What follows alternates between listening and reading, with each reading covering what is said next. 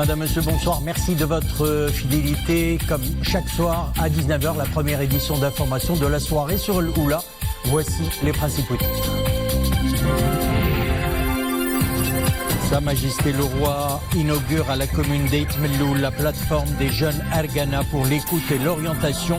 Une forte impulsion au programme de l'INDH qui en est à sa troisième phase.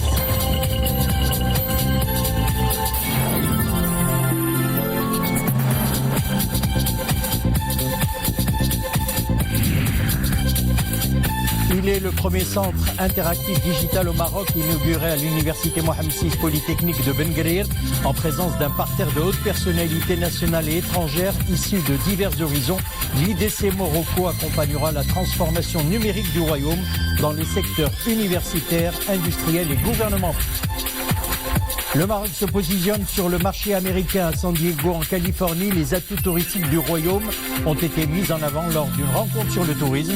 Le marché américain, un marché stratégique en forte croissance ces 5 dernières années avec une particularité, une préférence pour le segment culturel. Et puis le ciel, un rendez-vous qui fait la part belle à la science au stand d'Art America. Le jeune public passionné de robotique a eu droit à des séances encadrées, une bonne dose d'apprentissage dans une ambiance bonne enfant. Nous verrons cela au cours de notre émission. Sa Majesté le Roi Mohamed VI a procédé aujourd'hui à la commune d'Eit Melloul, préfecture d'Inzgen, Eit Melloul, à l'inauguration de la plateforme des jeunes Ergana pour l'écoute et l'orientation, donnant ainsi une forte impulsion au programme de l'Initiative nationale pour le développement humain qui en est à sa troisième phase. Sa Majesté le Roi a procédé à la remise de 28 minibus, dont 26 de transport scolaire et 2 pour le transport de sportifs aux présidents de communes et d'associations bénéficiaires relevant de la préfecture d'Agadir et d'Outanen. Ce projet, réalisé dans le cadre du programme 3 de l'INDH, amélioration du revenu et inclusion économique des jeunes, permettra aux jeunes de la région Souss Massa de tirer le meilleur parti du programme intégré d'appui et de financement des entreprises élaboré conformément aux hautes orientations royales et qui comporte plusieurs mesures destinées à contenir et à dépasser les difficultés entravant l'accès au financement des jeunes porteurs de projets et des très petites et petites entreprises. La plateforme des jeunes Ergana pour l'écoute et l'orientation abrite des espaces d'accueil, d'entrepreneuriat, d'emploi et d'écoute, un auditorium, des ateliers, une médiathèque, une salle de sport et un terrain de mini-foot. Outre la plateforme des jeunes Ergana pour l'écoute et l'orientation, la région Souss Massa a connu également la réalisation au niveau de la préfecture Agadir et d'Outanen de l'espace culturel Dar Mounqin au quartier El Gouira et celui des Étoiles du Souss au quartier El Farah, et ce dans le cadre de l'Initiative nationale pour le développement humain.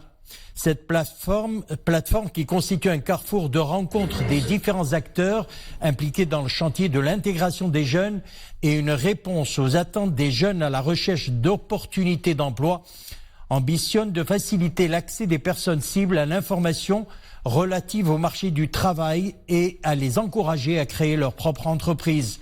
Lieu d'apprentissage, de découverte, de partage, mais également d'expression, le centre Les Étoiles du Souss abrite des cours de théâtre, d'art plastique, de danse, de musique et de langues étrangères assurés par 13 professeurs. Ce centre est également une plateforme de création accessible aux talents de tous âges. Des programmes d'accompagnement artistique et de coaching créatif sont en effet mis en place via des concerts et des spectacles permettant de soutenir et d'encourager les vocations. Cette troisième phase s'articule autour de 4 principaux programmes, à savoir la résorption des déficits en matière d'infrastructures et des services de base, l'accompagnement des personnes en situation de précarité, l'amélioration des revenus et l'inclusion économique des jeunes et l'impulsion du capital humain des générations montantes. La conseillère du président américain Ivanka Trump a salué aujourd'hui à Washington, je cite, les réformes importantes et audacieuses entreprises par le Maroc en faveur de l'émancipation économique des femmes dans une allocution à l'occasion de la célébration au département d'État du premier anniversaire de l'initiative de développement économique des femmes. Madame Trump a relevé que 2 étapes les plus marquantes de la première année d'existence donc de cette initiative reviennent au gouvernement du Maroc et de Côte d'Ivoire qui ont chacun introduit des amendements à des lois pour promouvoir l'émancipation économique et rétablir les droits fonciers et des propriétés des femmes. À l'issue de sa visite dans le royaume, la conseillère, Madame Trump, avait salué la réforme entreprise sous le leadership de Sa Majesté le Roi au cours des 20 dernières années, en particulier sur la question de la promotion des droits des femmes et de leur autonomisation économique.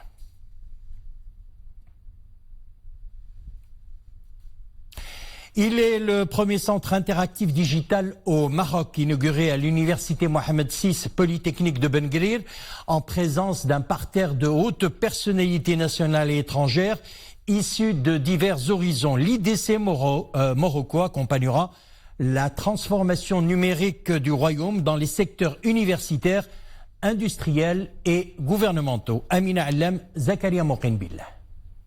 C'est le premier centre interactif digital en Afrique du Nord, des technologies de pointe et de création de contenu 3D.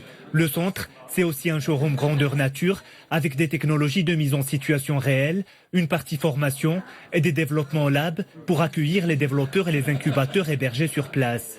Cette formation nous permet de faire des simulations comme on fait des expériences en monde virtuel comme le monde réel. Cette formation va nous permettre de avancer dans mes recherches. C'est le premier centre de son type en Afrique du Nord.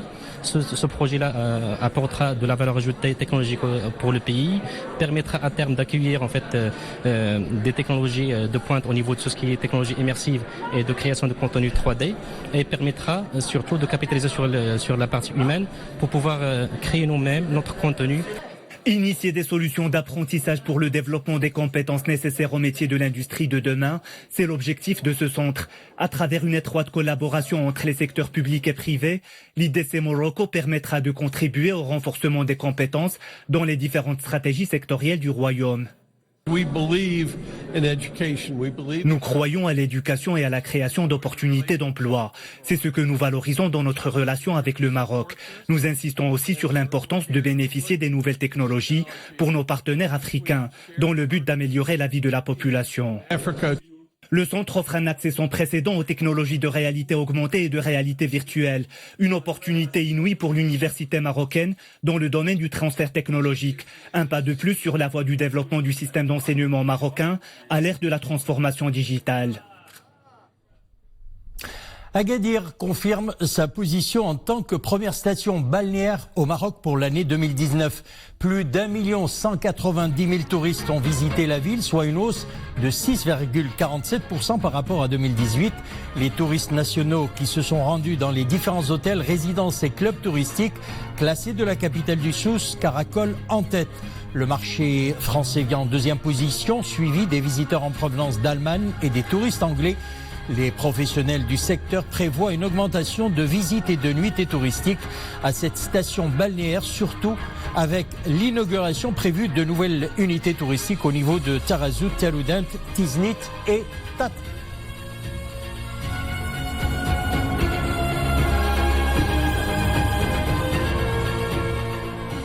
Et puis à propos de tourisme, toujours sachez que le Maroc ambitionne de se positionner sur le marché américain à San Diego en Californie. Le potentiel touristique du royaume est mis en avant lors d'une rencontre sur le tourisme. Le marché américain, un marché stratégique en forte croissance ces 5 dernières années, avec une particularité, une préférence pour le segment culturel. C'est une correspondance de nos envoyés spéciaux à San Diego, Khalida Al-Ahmadi et Hassan Silla. Le commentaire est de Imanable. Sur la côte pacifique de la Californie, l'agglomération de San Diego. Malgré l'éloignement géographique, la destination Maroc est connue aussi bien chez ceux qui l'ont visitée qu'auprès de ceux qui en ont l'intention. J'ai été à Marrakech l'année dernière pour mes vacances d'hiver. C'était fabuleux. Les Marocains sont extrêmement gentils. Vous avez un beau pays.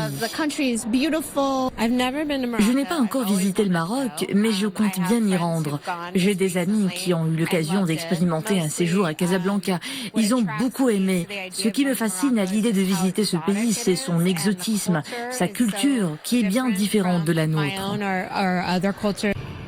Une culture, une industrie touristique en croissance et une diversité d'offres.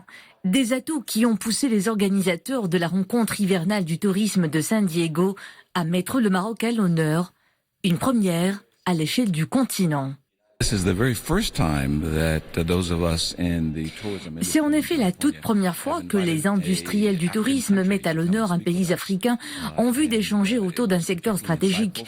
Il faut dire que les défis auxquels nous faisons face dans ce domaine sont assez similaires à ceux que rencontrent les professionnels du secteur au Maroc. Ici, le Maroc égrène ses potentialités. Le royaume est un condensé de sites touristiques qui incitent à l'exploration, de quoi séduire les Américains, très portés sur le segment culturel. Le marché américain est stratégique pour nous. En 2019, 430 000 touristes américains ont visité le pays avec des taux de croissance importants. C'est le 5e marché au niveau mondial. Cette rencontre est donc une excellente opportunité pour mettre en partage nos expériences respectives et nos atouts. Autre chiffre. Ces 5 dernières années, le nombre de touristes américains qui optent pour la destination au Maroc est en hausse. 81% en 2019. Une aubaine pour l'industrie touristique nationale. Le client du pays de l'oncle Sam est un inconditionnel des unités hôtelières classées. Les deux pays sont également desservis par 4 lignes aériennes directes, New York, Washington, Boston et Miami. Il est désormais officiellement appelé Covid-19. Il s'agit du coronavirus qui ne cesse de progresser en Chine, mais également à travers le monde. 108 nouveaux décès ont été enregistrés en 24 heures. C'est le plus lourd bilan sur une telle durée, ont annoncé les autorités sanitaires chinoises. Ce sont au total 1113 décès et 44 653 personnes contaminées. En Syrie, affrontement entre forces américaines et milices loyales au régime de Bachar al-Assad. Des accrochages survenus près de Kamilishli, dans le nord-est du pays. Les affrontements qui ont fait un mort côté régime ont pris fin après un raid américain sur le secteur ayant permis l'évacuation des 2 véhicules militaires américains retenus dans le village. Cette brève confrontation au sol a éclaté lors du passage par inadvertance d'un convoi militaire américain dans le village de Kharbet, Hamou, selon l'Observatoire syrien des droits de l'homme. Et puis en Irak, l'armée irakienne annonce le lancement d'une nouvelle opération antiterroriste intitulée « Les héros de l'Irak ». Il s'agit d'installer la sécurité notamment dans la province d'Al-Anbar et ses environs, aux frontières avec la Syrie et la Jordanie, a annoncé l'armée irakienne. Au cours des derniers mois, les attaques de membres présumés du groupe terroriste Daesh se sont multipliées dans le pays, en particulier dans une zone difficile d'accès connue sous le nom de Triangle de la Mort et délimitée par les provinces de Kirkouk, Salah ad-Din et Diyala. On revient chez nous. L'effervescence autour de l'entrepreneuriat s'invite au Salon international de l'édition et du livre. Des étudiants de la faculté des sciences de Rabat, engagés au sein du réseau Enactus, font la promotion de ce modèle de carrière où les jeunes sont appelés à devenir des leaders pour favoriser le progrès sociétal et façonner un monde meilleur et durable. Nos envoyés spéciaux sur place, Adnan Lherres, Youssef Chergui et Mariam Messi. Ils sont jeunes, intelligents et surtout très motivés, enthousiastes à l'idée de créer leur propre entreprise une fois leur diplôme en poche. Ces étudiants de la faculté des sciences de Rabat envisagent autrement leur perspective de carrière. حنا كنحاولوا نوجهوا الطلبه ديال كليه العلوم ديال الرباط باش هما يوليو. Nous essayons d'orienter les étudiants et les outiller pour qu'ils soient responsables, autonomes et surtout capables de gérer par eux-mêmes leurs entreprises jusqu'en faire des structures durables et productives. علوم الرباط كنحاولوا غير نفورميو هذوك التلاميذ باش هما يوليو مكلفين براسهم ويلونسيو لونتربريز ديالهم بوحدهم. C'est dans le cadre d'une organisation internationale que ces futurs leaders œuvrent à encourager l'entrepreneuriat social, érigeant un pont solide entre le monde des affaires et celui de l'enseignement supérieur.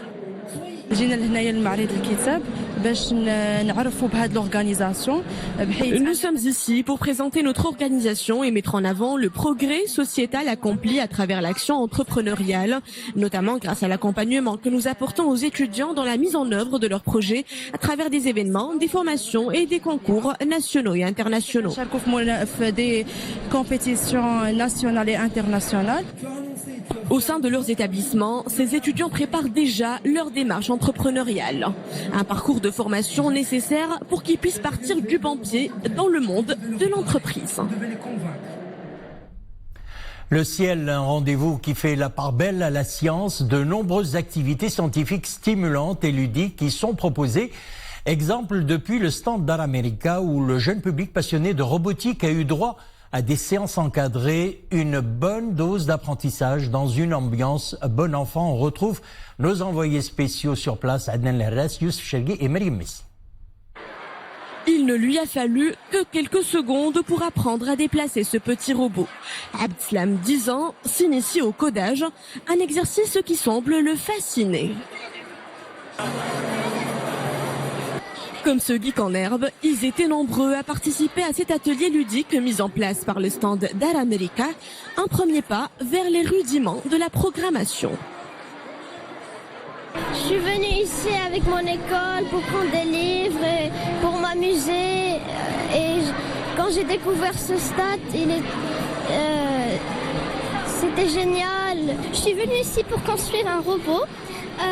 Les robots pour moi sont extraordinaires, ils sont mystérieux, ils sont intelligents, je les aime trop. Ici, c'est une opportunité pour découvrir et créer des robots. Moi, par exemple, quand j'étais petit, je voulais toujours inventer quelque chose.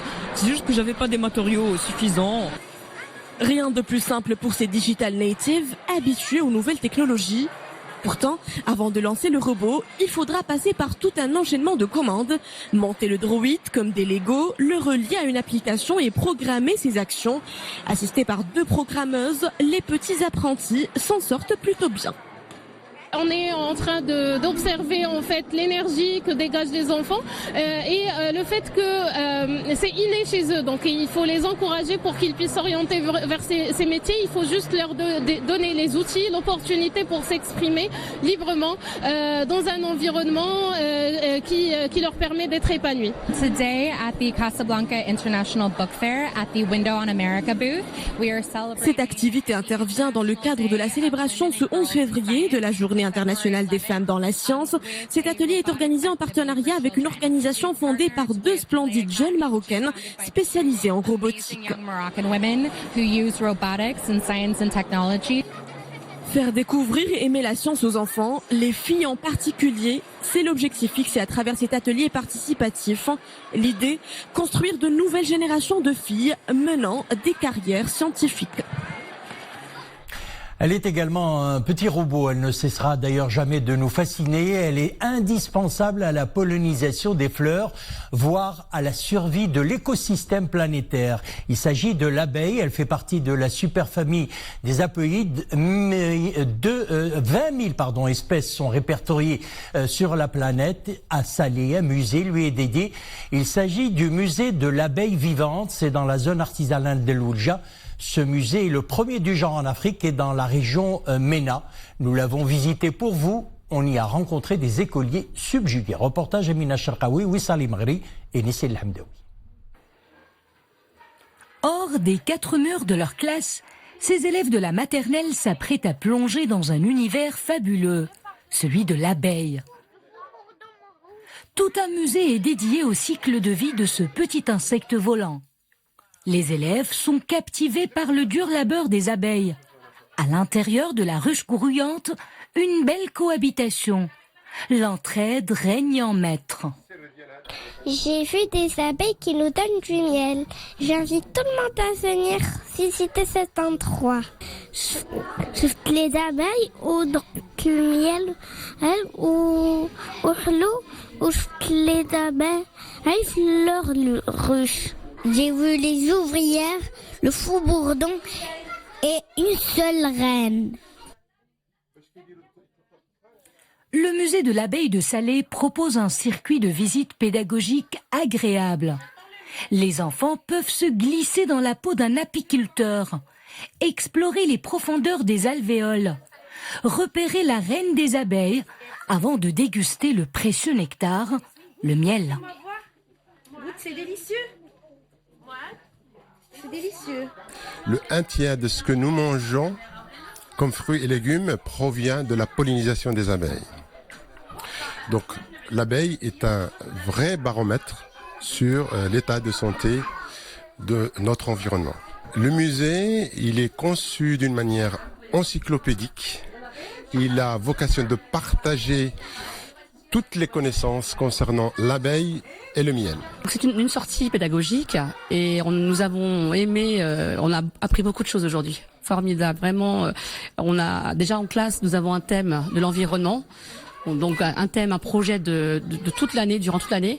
Et là, on prépare des sorties avec les enfants pour pouvoir leur donner l'éveil. Désormais, nos petits chérubins visualiseront toutes les étapes de fabrication du miel chaque matin au petit déjeuner lorsqu'ils feront leurs petites tartines. Voilà, un musée à visiter et je rappelle que c'est à l'Oulja à Salé. C'est la fin de notre édition. Merci de l'avoir suivi. L'info revient à 21h. On se retrouve demain à 19h. Excellente soirée.